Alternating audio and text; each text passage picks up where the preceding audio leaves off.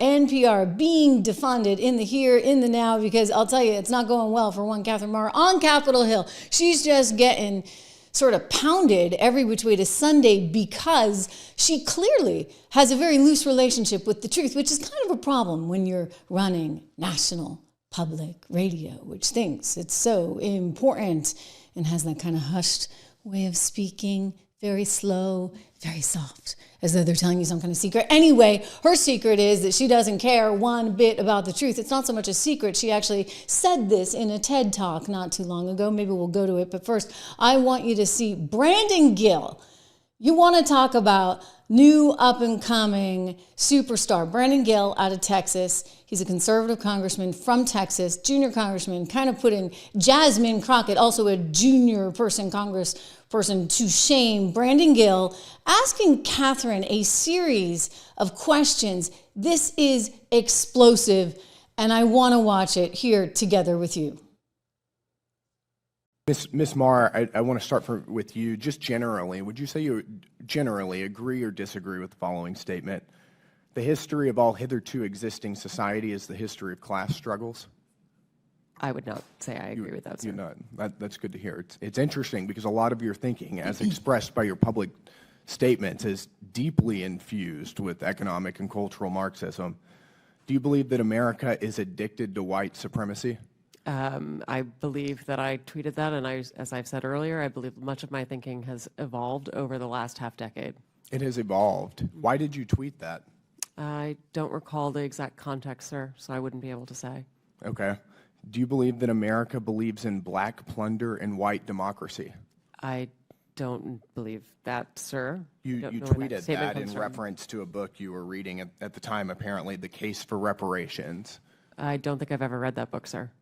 You tweeted about it. You said you took a day off to fully read The Case for Reparations. You put that on Twitter in January of 2020.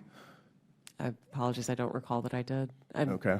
I'd no doubt that your tweet there is correct, but I don't recall that. Okay. Do you believe that white people inherently feel superior to other races? I do not. You don't? You tweeted something to that effect. You said, I grew up feeling superior. Ha, how white of me. Why did you tweet that?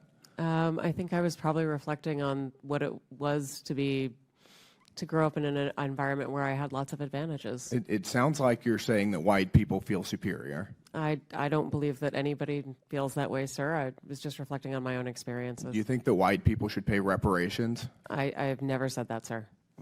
Yes, you did. You said it in January of 2020. You tweeted, yes, the North, yes, all of us, yes, America, yes, our original collective sin and unpaid debt, yes, reparations, yes, on this day. I don't believe that was a reference to fiscal reparations, sir. What kind of reparations was it a reference to? I think it was just a reference to the idea that we all owe much to the people who came before us. That's a bizarre way to frame what you tweeted. Okay, how much reparations have you personally paid? Sir, I don't believe that I've ever paid reparations. Okay, it's just for everybody else. I'm not asking anyone to pay reparations. Seems to be what you're suggesting. Do you believe that looting is morally wrong? I believe that looting is illegal, and I refer to it as counterproductive. I think it should be prosecuted. Do you believe it's morally wrong, though? Of course. Of course. Then why did you refer to it as counterproductive? It's a very different way to describe it. It is both morally wrong and counterproductive, as well as being illegal. You tweeted, it's hard to be mad about protests in reference to the BLM protests, not prioritizing the private property of a system of oppression. You didn't condemn the looting. You said that it was counterproductive. NPR also promoted a book called In Defense of Looting. Do you think that that's an appropriate use of taxpayer dollars? I'm unfamiliar with that book, sir, and I don't believe that was at my time at NPR. You tweeted that you read that book, but... I don't believe that I did read that book, sir. Do you... I mean, come on. So she tweets that she reads something, even though she really hasn't read it, either that or she can't recollect having read it. I just want to point out that this lady from Connecticut, who was a Middle Eastern scholar, student in college and studied at Cairo University, and is clearly about as left and woke and woohoo as you can possibly get. You know, I know she's woohoo because she did this TED Talk, and this TED Talk really proved she cared nothing about the truth. Think about this. She was running Wikipedia, and she's so proud that the Wikipedians are like trying to search for something, but truth doesn't really even matter. How can truth not matter when you're running NPR, National Public Radio? Defund them all, I say. But one of the most significant differences, critical for moving from polarization to productivity, is that the Wikipedians who write these articles aren't actually focused on finding the truth. They're working for something that's a little bit more attainable, which is the best of what we can know right now. And after 7 years there, I actually believe that they're onto something. That for our most tricky disagreements, seeking the truth and seeking to convince others of the truth isn't necessarily the best place to start. In fact, I think our reverence for the truth might have become a bit of a distraction that is preventing us from finding consensus and getting important things done. All right, this is who's running the media these days, guys, okay? NPR has a lot of influence. PBS has a lot of influence.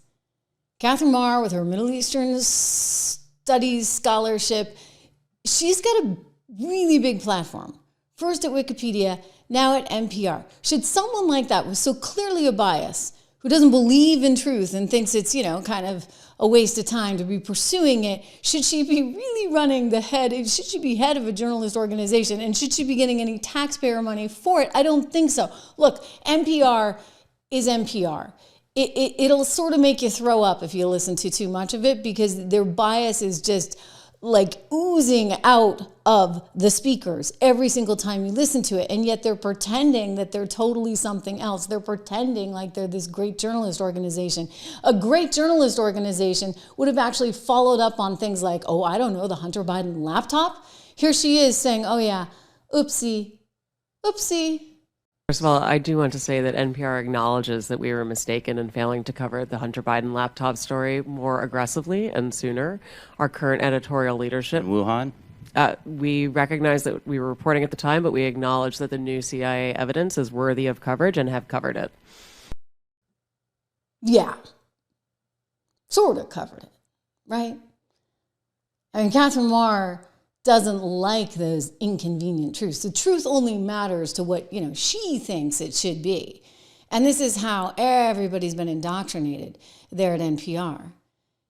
You remember, she's the one that used to run Wikipedia. Remember what Elon he said it best. I'm going to play this clip for you. Elon on Wikipedia. There's an old saying, history is written by the victors. It's like, well, yes, but not if your enemies are still alive and have a lot of time on their hands to edit Wikipedia. History is written by the people who can harness the most editors. Yeah, I mean, the loser has just got a lot of time on their hands, and it's just, what do they do? Edit Wikipedia? Apparently, and they do so with the blessing of the woman who now runs NPR. So let's look at the funding. So overall, they get 40% from corporate sponsorships. I'm going to tell you those are going down the drain as we speak. They do get some from individual donors. They get some from member stations, which, by the way, are fed with other vehicles.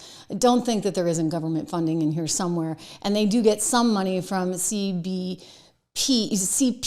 which actually is a tax funder organization. I say, you don't give them so much as 25 cents.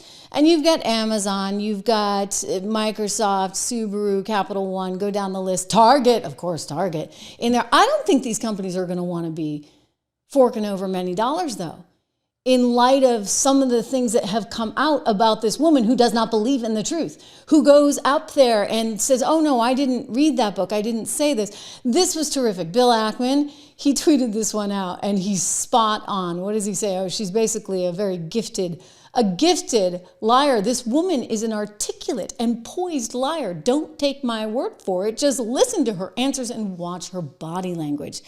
NPR should be a source of truth, information, and knowledge, not a mouthpiece and propaganda instrument for one political party, which is all it is. That's all it's been. Bill Ackman, by the way, a legendary hedge fund investor, runs his own fund, smart guy who's been more and more expressive recently. As many of these people have been that have the money and that were afraid to say things before. He's being very vocal now, which is a good thing. I'm telling you, you can't have organizations out there that are being fed these massive amounts of money just to have one political bias. I mean, at least Fox News, you know where they're coming from.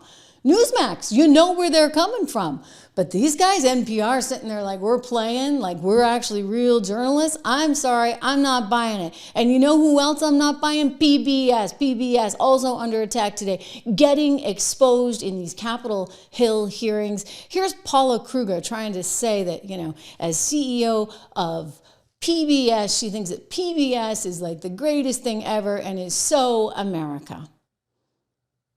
PBS stations provide something that cannot be found on commercial networks. This is because PBS stations are focused on the needs and interests of the viewers they serve.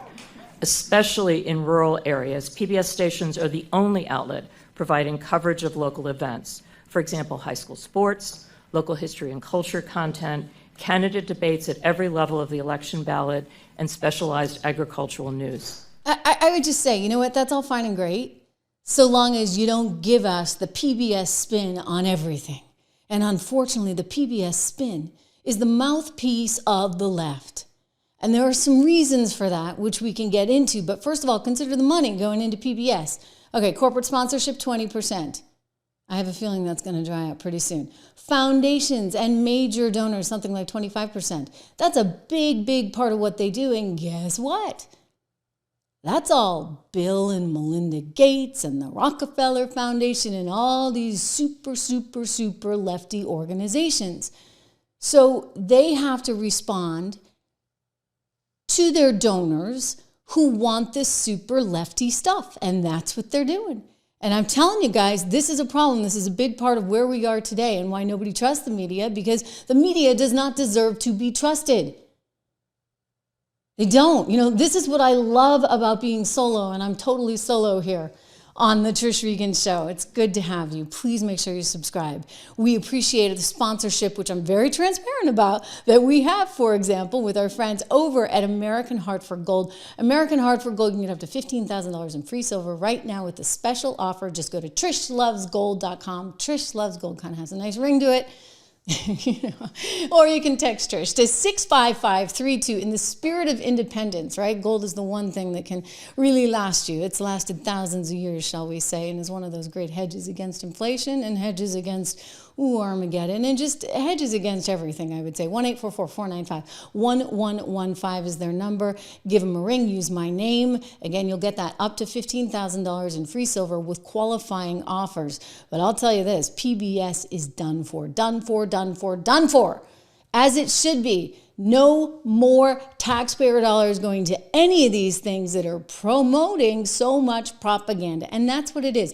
All these media organizations you see are under fire right now because they've become nothing but propaganda outlets for the left. And the FCC knows that. Brandon Carr, who's head of the FCC now under Trump, he knows it. It's why actually he's been sending letters to one Bob Iger over at Disney, which runs ABC News. It's why he's sending letters to CNN, to NBC. And why do you think we're getting all the layoffs we're getting? Why are you seeing anchors like a revolving door all leaving these networks? Because guess what? The money's drying up. They don't have anybody like USAID, I don't know, to fund all their projects anymore. And that's going to be a problem. They were living pretty high and mighty there for a while. You had this thing called the Smith-Mundt Modernization Act. If you've watched this show before, you've heard me talk about it, and you know I'm going to keep talking about it because you need to remember this. This is super important. This is Obama's baby. Basically, what Obama did was he lifted the ban on domestic propaganda. So it used to be, in the original Smith-Mundt Act from 1948, it was a Cold War thing. They wanted to be able to get their knowledge all over the world, their view of the world, into every little country that they cared about, right? Like these are only the countries they care about. So if they want to affect regime change, et cetera, they want to make sure their message is heard. And you could do that because we had sort of first mover advantage when it came to radio, when it came to TV, when it came to Hollywood, et cetera. And so they poured a ton of money, taxpayer money, into these efforts. But the deal was you were never allowed to turn it back on the domestic population in the United States of America, not until 2012 with Obama. It was ratified in 2013 as part of the National Defense Act because somehow they thought that this would actually be able to counter any foreign-produced narratives, and you needed to be able to save democracy here at home. So this happens in 2013. Suddenly the money starts flowing. Donald Trump comes into office, and what do you think happened next, right? Remember this, because you've got these news organizations taking a ton of money. AP's one of them. $52 million. Look at these numbers. I mean, they were just raking it in. The State Department was giving them somewhere around $8.5 million. You had U.S. Agency for Global Media at $37 million. You wonder why the AP is as biased as it is, right? Here's David Sachs, the new crypto czar, talking about all this misinformation and how it was effectively propaganda fed to the United States, courtesy of USAID and others. Okay, so we knew the U.S. government runs a $2 trillion deficit every year. We're in debt almost $40 trillion. And we also knew that anytime anyone tries to cut anything in Washington, the whole city screams bloody murder. Okay, so the question is just why? Well, now we know. The money is all going to them. It's like round tripping to them. New York Times, getting paid. Politico, getting paid. Bill Kristol, perennial warmonger, getting paid. Ukraine, getting paid. Like 11 out of 12 publications, Ukraine, getting paid. Incredible. Viktor Orban, who's the prime minister of Hungary, was saying that he's very popular in Hungary. His political opposition, funded by USAID. In Poland, the left-wing political opposition funded by USAID, and on and on and on it goes. BBC. You wonder why everyone in the UK is so, yeah. Like I couldn't believe the BBC is getting paid. Every left-wing organization in the world seems to be getting paid by this slush fund at USAID, which disperses about $50 billion a year. That's $1 billion a week. That's actually a lot of money. And so it makes you wonder, the left in general tries to portray itself as a movement of the people, that it's grassroots. This is the exact opposite. This is AstroTurf. This is basically money coming from the top down out of Washington to fund all of these groups, maybe not even in the United States, like all over the world. So it makes you wonder, what is the real level of local support for these left-wing policies all over the world? Not a lot, right? I mean, what is the real support? It's like a giant psych op. You saw Bernie Sanders bragging about his 35,000 people, I think he called it even more, that he had out in Denver, Colorado, and then somebody did a GPS analysis and they found out there were only 20,000 and change. I mean, hey, 35,000, 20,000. 20,000 is still a lot, but then they found out that somewhere around 80 some odd % of these people were like professional rally goers. They had been to like 9 Kamala rallies, which is a lot. I don't even think Kamala had 9 rallies, right? I mean, not when you got to line them up and pay them to get in the door. So David Sachs is onto something. We're all onto something here. In other words, the money was flowing. So why do you think the layoffs are coming? I just got a text from a friend who lost his job at Salon. They're having layoffs over there. Super liberal magazine. You got layoffs going on everywhere. And I mention this because we're going to get to those texts on Signal and what happened with Pete Hegseth and Mike Waltz and John Radcliffe. And I think this is all somehow connected. There's a takedown effort going on, whether it was going to be Russia back in 2016, or whether it's going to be you got a lousy staff that's like texting on Signal all the time. There's something up. But again, remember what we're talking about, the amount of money, basically $1 billion a week going to media organizations. It's striking. It's scary. And it was all authorized by one Barack Obama. I will say this, you know what? You need to have some faith in your institutions. We don't have it right now, certainly not in the Democrat institutions, certainly not in the Joe Bidens of the world. And this is something that Elon Musk brought up recently, the importance of trust. Americans need to be able to trust these institutions and trust their leaders, which clearly we can't right now. No wonder why. If there's not a good feedback loop from the people to the government, And if you have rule of the bureaucrat, if the bureaucracy is in charge, and then what meaning does democracy actually have? If the people cannot vote and have their will be decided by their elected representatives in the form of the president and the Senate and the House, then we don't live in a democracy. We live in a bureaucracy. So it's incredibly important that we close that feedback loop, we fix that feedback loop, and that the public's elected representatives, the president, the House, and the Senate, decide what happened. Yeah. Okay, like, I'm sorry, but the good news is it's coming to an end.